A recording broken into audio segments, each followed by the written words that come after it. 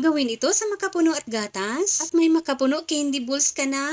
Ito ay traditional Filipino candies. Masarap at madali lang gawin. Talaga namang napaka-milky at magugustuhan talaga ito ng inyong mga chikiting. Umpisahan na nga natin dito sa ating isang lata ng condensed milk. At hintayin na lang natin na kumulo itong ating condensed milk bago natin ilagay ang 1 cup ng makapuno. Kung gusto nyo ng smooth, pwede nyo rin po i-blender ang makapuno. Gusto ko kasi na may nangunguya akong bits ng makapuno. Lagyan lang natin ito ng slurry, 1 cup ng cornstarch at 1 cup ng tubig. I-mix-mix lang muna natin itong mabuti bago natin ihalo dito. At wag na natin itong tigilan sa paghalo dahil nag-start na itong magbuo-buo. Tuloy lang natin ang paghalo hanggang sa makuha natin ang tamang consistency. Gaya nito, palamigin lang muna natin ito.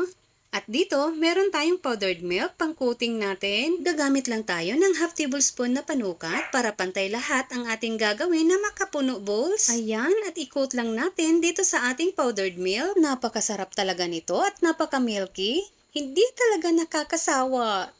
Ulitin lang natin ang ganitong proseso hanggang sa matapos natin lahat. Ayan na, may makapuno candy balls na tayo.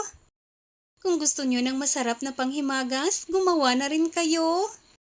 Huwag po kalimutan mag-follow and share. Maraming salamat hanggang sa susunod mga kakusina.